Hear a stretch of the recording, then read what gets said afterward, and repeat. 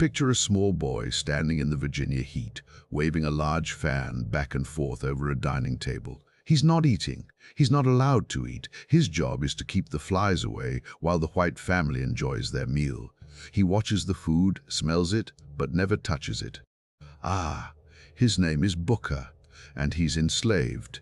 He's maybe 8 years old, and this is his life. Taking corn to the mill, carrying water to people working in the fields, shooing flies, always working, never resting, never free. Now picture this. Same person, 45 years later. He's sitting at the most famous dining table in America, the White House. He's eating with the President of the United States and his family, not serving them, eating with them as an equal, as an advisor, as the most powerful African-American voice in the entire nation. How does that happen? How does a child born into slavery, who worked in brutal coal mines and salt furnaces, who walked 500 miles with almost no money, who started a school in a falling-down shack, become the man presidents turn to for counsel? What was the key that unlocked this impossible transformation? Stay until the end, because the answer isn't what you think, and it'll change how you see every obstacle in your own life. Let's go back to the beginning, to the Burroughs plantation in Virginia sometime in the mid-1850s. We don't know the exact year Booker was born. Enslaved people didn't get birth certificates, they didn't get birthdays, they got work assignments. Booker was too small for the heavy field labor, so they gave him what they called lighter duties. But don't let that word fool you. There was nothing light about being enslaved, even as a child. He was busy most of the time running errands that kept the plantation functioning. The Burroughs family wasn't running some massive operation with hundreds of enslaved people. They actually worked in the fields alongside the people they enslaved, but that didn't make them kind. It didn't make them fair. It just meant the cruelty was more intimate, more personal. And here's what's haunting about Booker's fly-shooing duty. It put him right there at the master's table during meals, close enough to see the abundance, close enough to smell the food, close enough to understand, even as a small child, the massive gap between his world and theirs.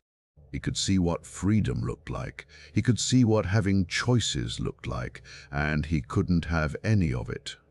Booker lived in a small cabin with his mother, Jane, his older brother, John, and his younger sister, Amanda.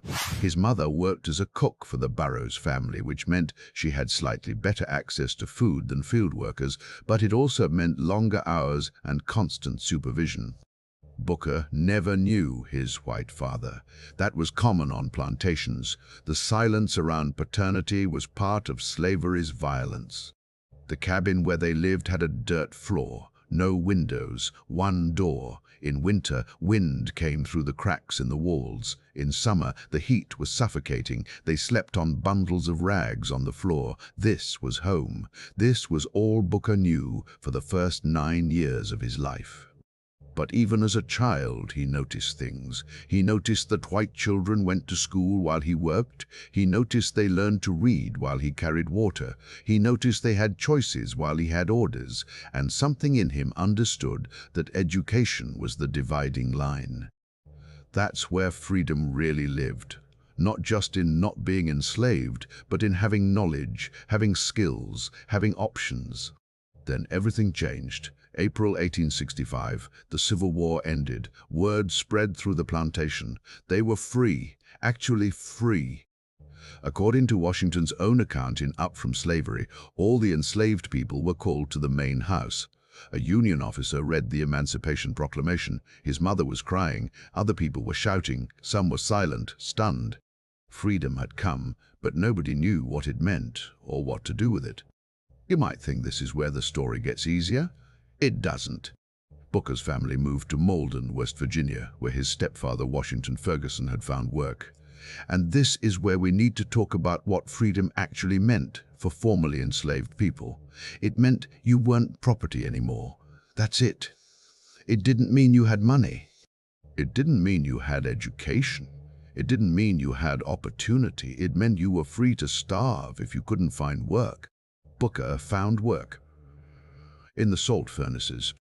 If you've never heard of salt furnaces, count yourself lucky.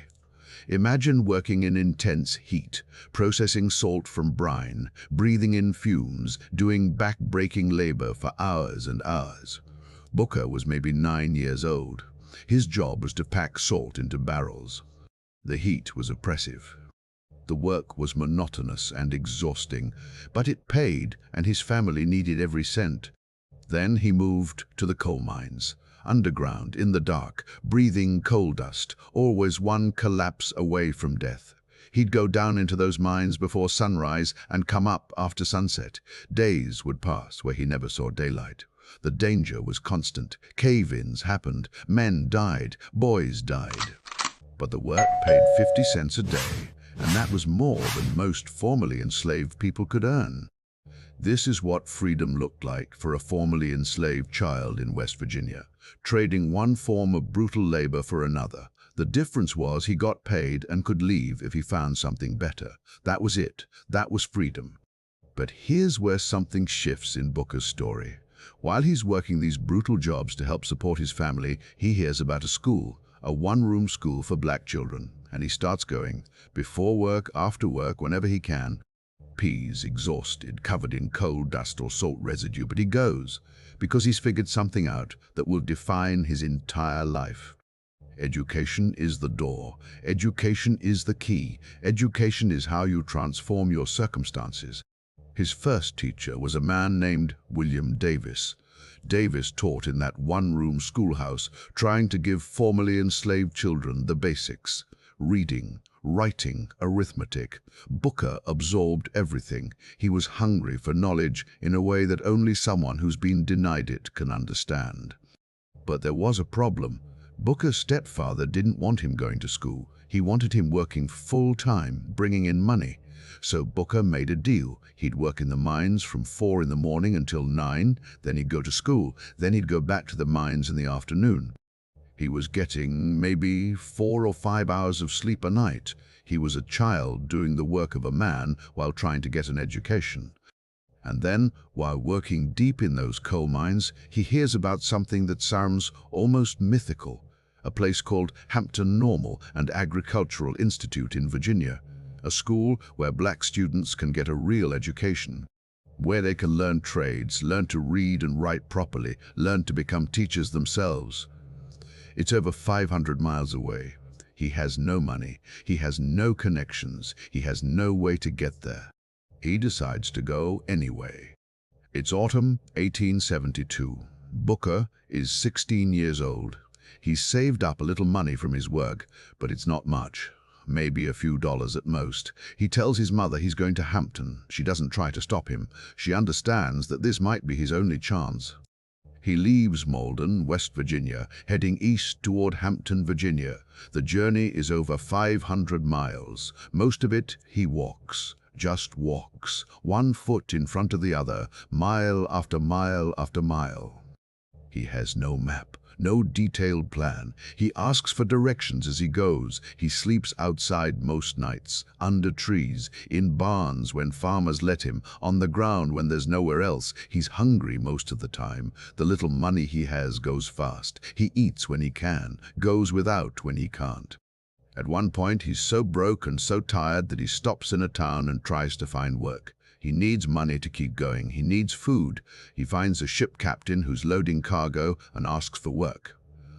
The captain looks at this dusty, ragged teenager and says yes. Booker works for several days loading cargo onto the ship. The captain pays him. It's enough to buy food and continue the journey. But here's what makes this part of the story remarkable. Booker doesn't give up. He doesn't turn back. He's 16 years old, alone, broke, walking 500 miles to a school he's never seen, and he keeps going. That's not just determination. That's something deeper. That's a belief that education is worth any sacrifice. That's understanding that this journey might be the difference between a life of coal mines and a life of possibility. He finally arrives at Hampton Institute in October 1872. He's dirty, he's exhausted, his clothes are ragged, he has almost no money left. He looks like exactly what he is, a desperate teenager who's walked 500 miles because he has no other options. And this is where the famous broom story happens. But let's understand what's really going on here. The head teacher, Miss Mary Mackey, looks at this boy and needs to make a decision. Hampton gets applications from lots of formerly enslaved young people. They can't accept everyone. They need to know who's serious, who's going to make it, who understands what it takes to succeed. She doesn't ask him about his education. She doesn't test his reading. She hands him a broom and tells him to sweep a recitation room. Now, Booker could have done a decent job, a good enough job. He could have swept it clean and called it done, but he understood something crucial in that moment. This wasn't about sweeping. This was about showing who he was. This was about demonstrating that he understood excellence, that he knew how to do something completely, thoroughly, with no shortcuts. So he swept that floor. Then he swept it again. Then he swept it a third time. He got into every corner, under every piece of furniture. He dusted the furniture. He dusted the walls. He made that room absolutely spotless. Miss Mackey came back to inspect. According to Washignton's own account, she took a white handkerchief and rubbed it over the furniture and along the baseboards, looking for dust. She examined the floor carefully. She checked the corners. She couldn't find a single speck of dirt. Not one. She looked at Booker and said, "I guess you will do to enter this institution."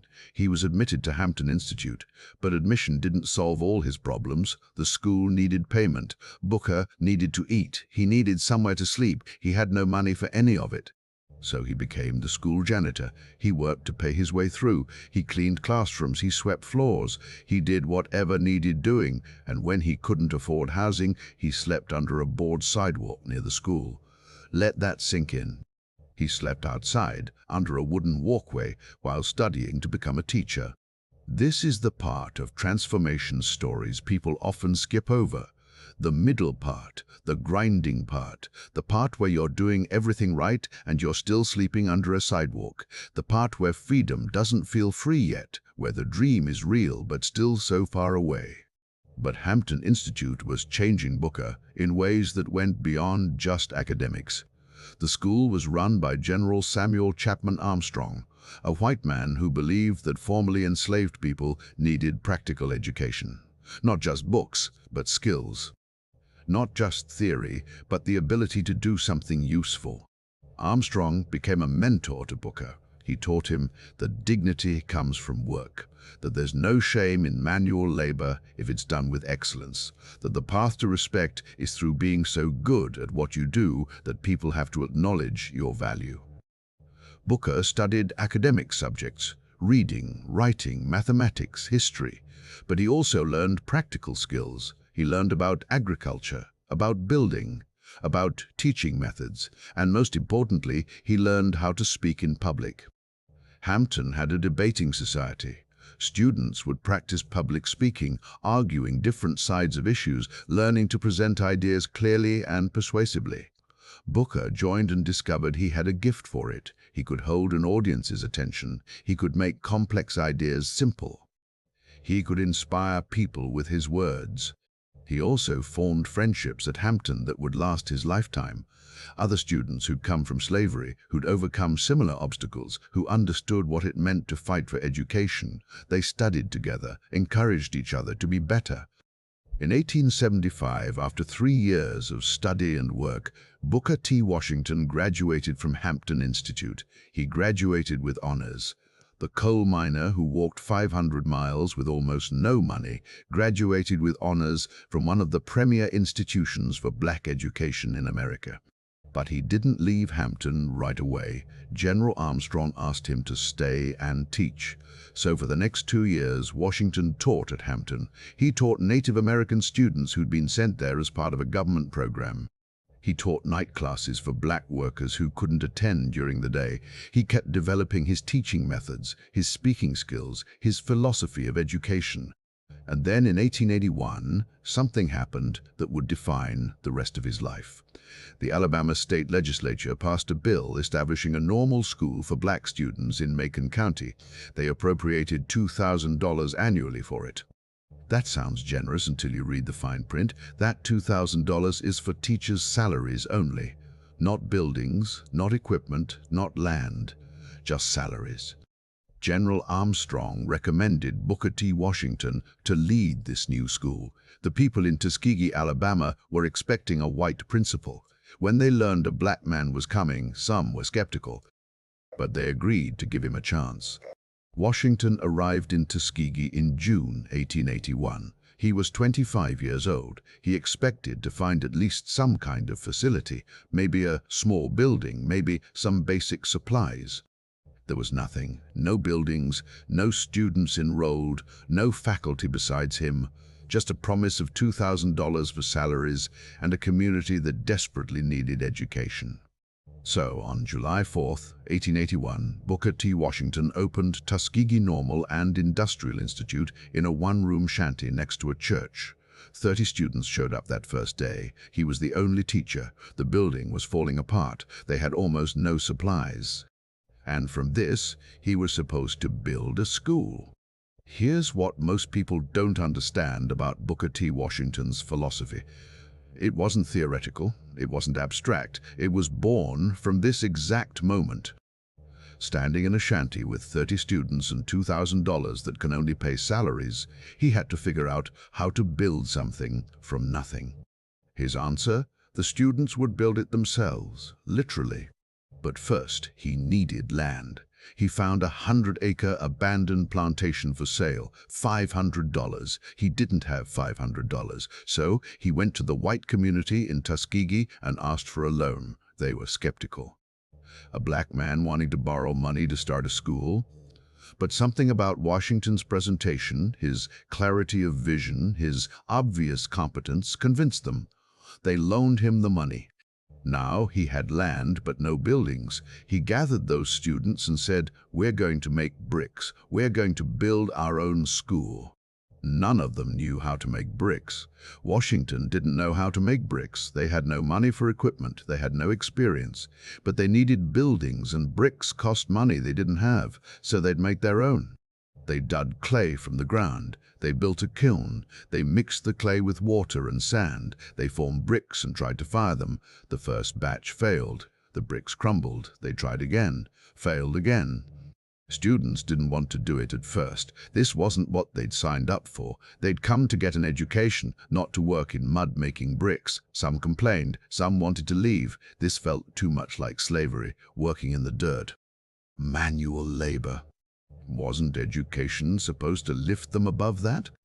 But Washington worked right alongside them. He got his hands dirty. He mixed clay. He carried bricks. He showed them that this was the education, that learning to do by doing was more valuable than just reading about it, that there was dignity in building something with your own hands, that they weren't just making bricks.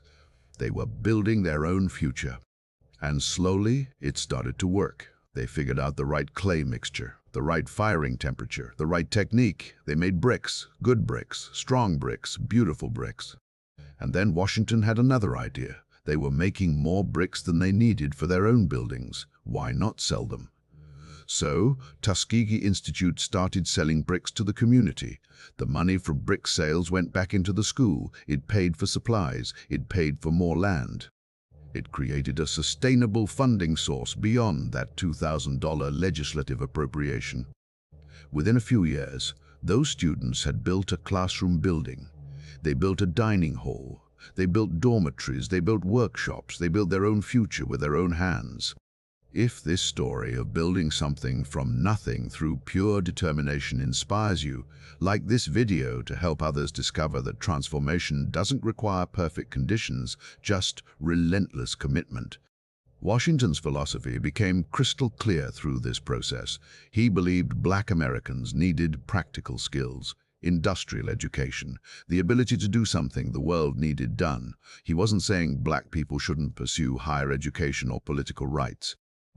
He was saying that in the immediate aftermath of slavery, in the hostile environment of the post-Reconstruction South, economic independence had to come first. He created a farm on campus where students raised their own food, vegetables, livestock, everything they needed to be self-sufficient. He established workshops where they learned trades, carpentry, blacksmithing, farming techniques, brickmaking, printing, shoemaking. His mantra was simple: learning to do by doing. Leave here with both a sharp mind and skilled hands. He also insisted on something that seemed small but was actually revolutionary. Every student had to learn proper hygiene and cleanliness. They had to keep their rooms clean, their clothes clean, their bodies clean. This wasn't about conforming to white standards. This was about self-respect, about understanding that how you present yourself matters. That dignity starts with taking care of yourself. Washignton also believed in what he called the dignity of labor. He taught students that there was no shame in any honest work, that a person who could do something useful, who could create value with their hands and mind, was worthy of respect regardless of their race. This was radical in a society that associated manual labor with slavery and inferiority. Critics would later attack this philosophy as too accommodating to white supremacy, as accepting second-class status. But Washignton saw it differently. He said, "I plead for industrial education and development for the Negro, not because I want to cramp him, but because I want to free him." Real freedom, in his view, came from economic self-sufficiency, from being so skilled, so valuable, so excellent at what you do that your race becomes irrelevant to your success. Whether you agree with that philosophy or not, you can't argue with what he built. By 1893, just 12 years after opening in that shanty, Tuskegee had 600 students and 38 faculty members. They owned 1,400 acres of land. Students were learning in buildings they'd constructed themselves. The school was becoming a model that other black institutions tried to replicate. But Washignton wasn't content with just building a school. He understood that Tuskegee's success meant nothing if it stayed isolated in Alabama. He needed to spread the message. He needed to show white America that investing in black education wasn't charity. It was smart.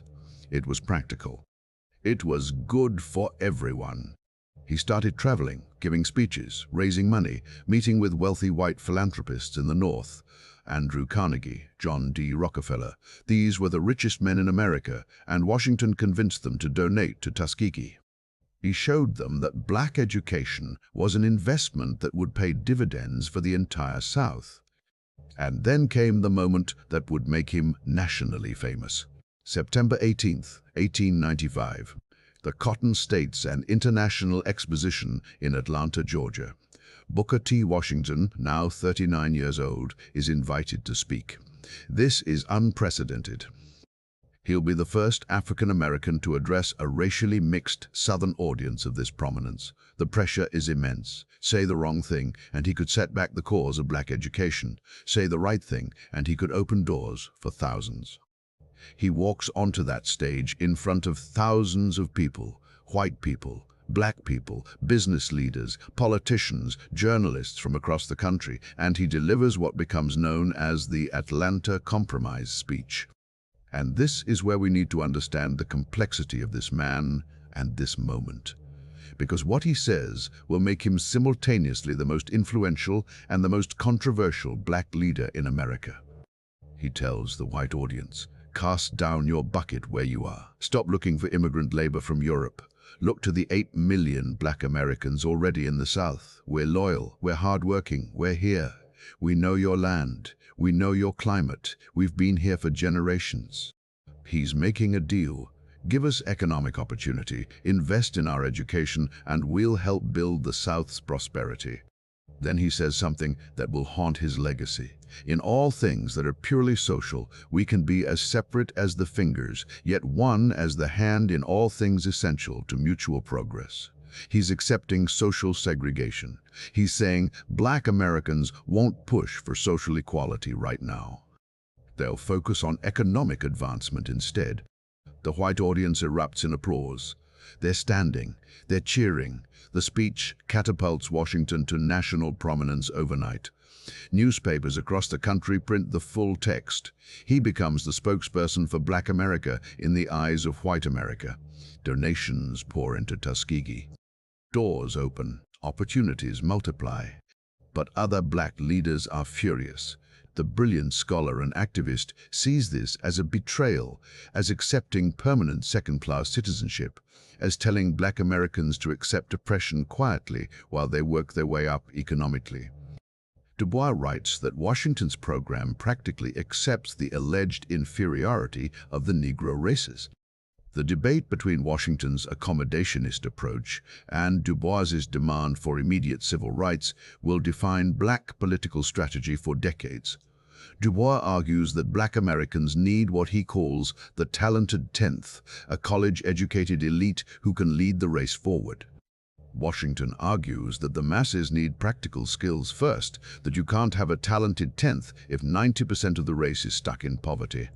Both men have valid points. Both are responding to the same brutal reality of post-Reconstruction America. They just have different strategies for survival and advancement.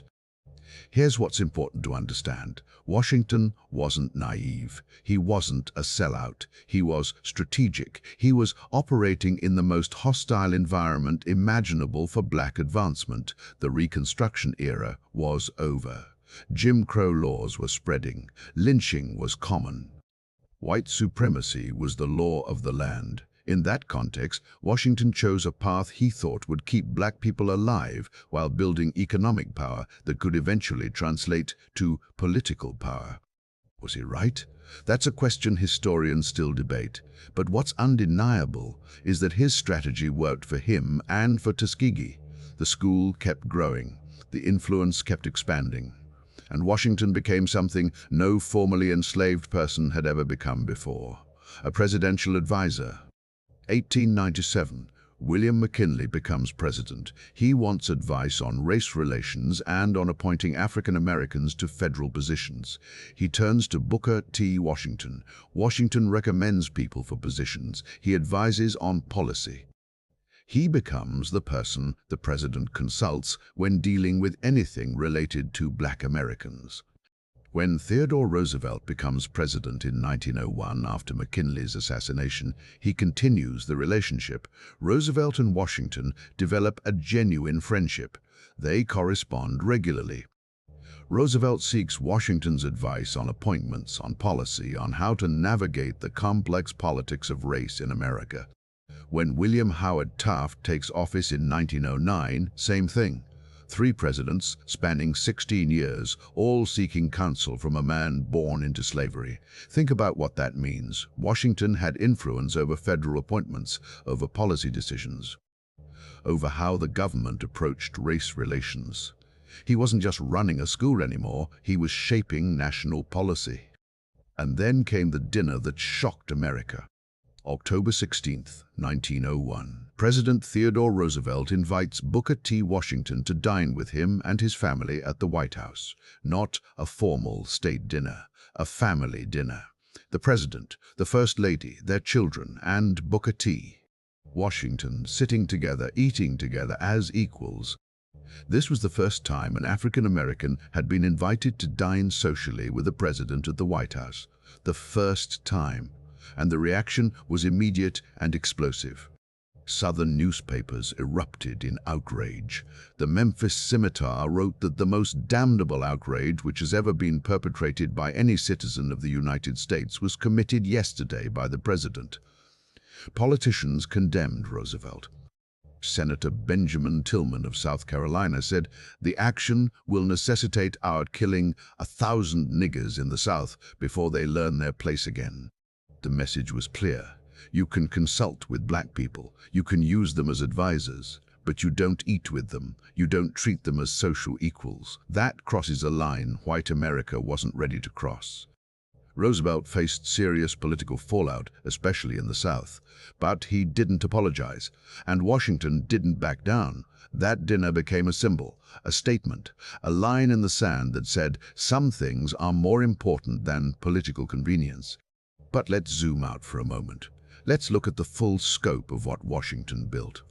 By the early 1900s, Tuskegee Institute was a phenomenon. Students came from across the South and beyond. They learned trades, they learned agriculture, they learned teaching methods. And then they went out and spread what they'd learned. Tuskegee graduates started their own schools. They opened businesses. They became leaders in their communities. The ripple effect was enormous. Washington wasn't just educating individuals. He was creating a network of educated, skilled Black Americans who were transforming their communities. Washington also founded the National Negro Business League in 1900. This organization provided consultation and support to Black entrepreneurs across the country. It helped Black business owners connect with each other, share strategies, access capital. It was about building economic power from the ground up. He wrote books. His autobiography, Up from Slavery, published in 1901, became a national bestseller. It was translated into multiple languages. People around the world read about this man who'd been born into slavery and built an institution from nothing. The book raised his profile even higher and brought even more donations to Tuskegee. He gave speeches constantly, traveling across the country, raising money for Black education, advocating for economic opportunity. He was exhausting himself, working 18-hour days, always pushing, always building. But he also faced increasing criticism from other Black leaders. Du Bois and others formed the Niagara Movement in 1905, which eventually became the NAACP in 1909. These organizations explicitly rejected Washington's accommodationist approach. They argued that accepting segregation, even temporarily, was morally wrong. That Black Americans deserved full civil rights immediately, not eventually. That Washington's emphasis on industrial education perpetuated the idea that Black people were suited only for manual labor. These criticisms had merit. Washington's strategy did involve compromises that are hard to defend from a modern perspective. His willingness to accept segregation, even as a temporary tactic, gave cover to white supremacists who wanted to make it permanent. His focus on industrial education, while practical, did limit opportunities for Black students who wanted to pursue higher education or professional careers. But here's what we can't ignore. Washington's approach kept Tuskegee funded. It kept students educated. It kept Black people employed and building economic power in an era when they could be killed for demanding political rights. Was it the right approach? That depends on your perspective. But it was an approach born from lived experience, from understanding what it meant to be enslaved, to work in coal mines, to walk 500 miles with almost no money, to sleep under a sidewalk while studying. Washington knew what rock bottom looked like. He knew what it took to climb out, and he built a ladder for thousands of others to climb too. Let's talk about his philosophy more deeply, because it's more nuanced than either his supporters or critics often acknowledge. Washington believed success should be measured not by the position you reach, but by the obstacles you overcome trying to succeed. He was redefining success itself. He also said, the happiest people are those who do the most for others. The most miserable are those who do the least. His entire life embodied that principle. He could have stayed at Hampton after graduating, could have taught there comfortably. Instead, he went to Alabama to start from scratch because that's where the need was greatest. He believed the individual who can do something the world wants done will, in the end, make his way regardless of his race. That's optimistic, maybe even naive by today's standards. But it was also strategic. He was telling white America, invest in Black education and you'll get skilled workers. He was telling Black Americans, become so excellent that your race becomes secondary to your value. Again, you can critique this. You can say it places too much burden on the oppressed to prove their worth. You can say it accepts a racist framework instead of dismantling it. But you also have to acknowledge that it worked for Washington and for thousands of his students in a time and place where almost nothing else was working. Washington also had interesting views on slavery's impact. He believed slavery took the spirit of self-reliance and self-help out of white people just as much as it oppressed Black people. That's a fascinating observation. He saw how slavery corrupted everyone it touched, making slaveholders dependent on stolen labor and making enslaved people dependent on their masters for survival. His solution was education that taught self-reliance, that taught people to provide for themselves, to build for themselves, to create value with their own hands and minds. That's why Tuskegee students made their own bricks, grew their own food, built their own buildings. It wasn't just about saving money, it was about teaching a philosophy. You are not helpless, you are not dependent, you can create your own future. By 1915, Washington had been working himself to exhaustion for decades. He traveled constantly, spoke constantly, fundraised constantly. He was 59 years old and his health was failing.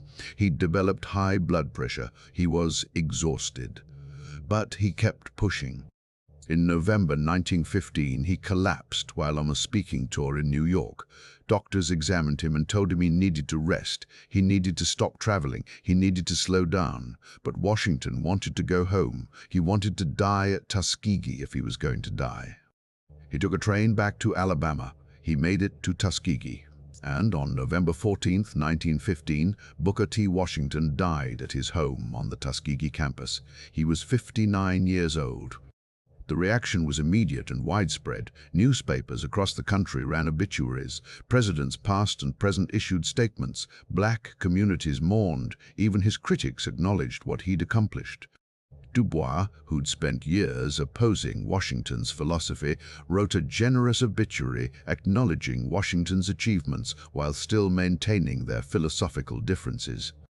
Thousands of people came to Tuskegee for the funeral. Students, faculty, community members, people whose lives had been changed by Washington's work. They buried him on campus, the campus he'd built from nothing. But Tuskegee didn't die with him. That's the point. That's what makes his transformation story different from just a personal success story. He'd built something that outlasted him. The school continued. His successor, Robert Russa Moton, carried forward the mission. Students kept coming. Graduates kept going out and transforming their communities. Today, over a century after Washington's death, Tuskegee University still exists. It's a thriving institution with thousands of students. It's produced notable graduates including George Washington Carver, the agricultural scientist, Ralph Ellison, the novelist, Lionel Richie, the musician. Countless teachers, doctors, engineers, business leaders. The ripple effect of what Washington started in that shanty in 1881 is still spreading. Now we need to address the elephant in the room. Washington's legacy is complicated. He's celebrated as an educational pioneer and criticized as too accommodating to white supremacy. He's praised for building Tuskegee and condemned for accepting segregation. He's honored as a presidential advisor and questioned for his political compromises. All of that is true simultaneously. History isn't simple. People aren't simple. Washington made choices in an impossible situation. Some of those choices built institutions that educated thousands. Some of those choices involved compromises that other black leaders found unacceptable. But here's what's undeniable. A child born into slavery who carried water to field workers and shooed flies from his master's table, who worked in salt furnaces and coal mines, who walked 500 miles with almost no money in his pocket, who slept under a sidewalk while studying, who started a school in a shanty with 30 students, became the most influential African American of his era. He advised 3 presidents. He dined at the White House. He built an institution that still exists today, over a century after his death. That transformation is real, that achievement is real, and the lessons from his journey are real, even if we can debate his political philosophy. So let's come back to that question from the beginning. Remember that question? How does someone go from enslaved child to presidential advisor? What was the key that unlocked this impossible transformation? Here's the answer. And it's not what most people expect. It wasn't one key, it was 3 keys used together, and they're keys anyone can use. First, Washington understood that excellence in small things opens doors to big things. When he swept that floor at Hampton, he didn't just sweep it clean, he swept it perfectly. He understood that how you do anything is how you do everything. That principle carried through his entire life. Tuskegee students didn't just make bricks, they made the best bricks they could. They didn't just build buildings, they built them right. Excellence became the standard, not the exception. Second, Washington believed that real freedom comes from economic independence, not political permission. He didn't wait for white America to grant him equality. He built value, he created skills, he made himself and his students indispensable. That's a strategy that works in any era, in any situation. You can't always control how others see you, but you can control what you're capable of doing. Third, and this is the one people miss most often, Washington understood that transformation isn't just personal, it's institutional. He didn't just transform himself, he built Tuskegee so thousands of others could transform themselves. He created a system, a structure, a pathway that outlasted him. That's the difference between individual success and lasting legacy. These three keys work together. Excellence gets you in the door. Economic value keeps you there. Building institutions multiplies your impact beyond your lifetime. Now, here's where this gets personal for you. You're watching this video, and maybe you're thinking, that's inspiring, but I'm not Booker T. Washington. I'm not building a school. I'm not advising presidents. I'm just trying to get through my own challenges. But that's exactly the point. Washington didn't start out building schools or advising presidents either. He started out sweeping a floor. He started out making bricks. He started out doing the next right thing in front of him with excellence, even when the circumstances were terrible. You have obstacles in your life. Maybe they're not slavery or coal mines, but they're real to you. Maybe it's debt. Maybe it's lack of education. Maybe it's a bad situation you can't seem to escape. Maybe it's people who don't believe in you or systems that work against you. Washington's story says this: your starting point doesn't determine your ending point. The obstacles you face can become the foundation you build on. The skills you develop in hard times become the tools you use in better times. And the excellence you practice in small things prepares you for bigger things. But here's the hard part. It takes time. Washington didn't transform overnight. From that shanty in 1881 to dining at the White House in 1901 was 20 years. 20 years of building, brick by brick, student by student, relationship by relationship. We live in an era of instant gratification, but real transformation doesn't work that way. It's slow, it's grinding, it's doing the right thing over and over when nobody's watching and nothing seems to be changing. Until suddenly, everything changes. That's the pattern in every transformation story. Long periods of invisible progress followed by sudden visible breakthrough. Washington swept floors for years before graduating. He taught and built Tuskegee for 14 years before the Atlanta speech made him famous. The recognition came later. So if you're in the middle of your transformation right now, in the grinding part where you're doing everything right but nothing seems to be changing, don't quit. You're not stuck. You're building. You're laying bricks that will become buildings. You're developing skills that will become opportunities. You're creating value that will eventually be recognized. And here's the final piece. Washington's story reminds us that transformation isn't just about changing your circumstances. It's about changing what's possible for others. He didn't just escape slavery and coal mines for himself. He built a ladder for thousands of others to climb. That's the highest form of transformation, when your breakthrough becomes someone else's pathway. What would it look like for you to think that way? Not just, how do I get out of this situation, but how do I create a path for others facing similar situations? Not just, how do I succeed, but how do I build something that outlasts me?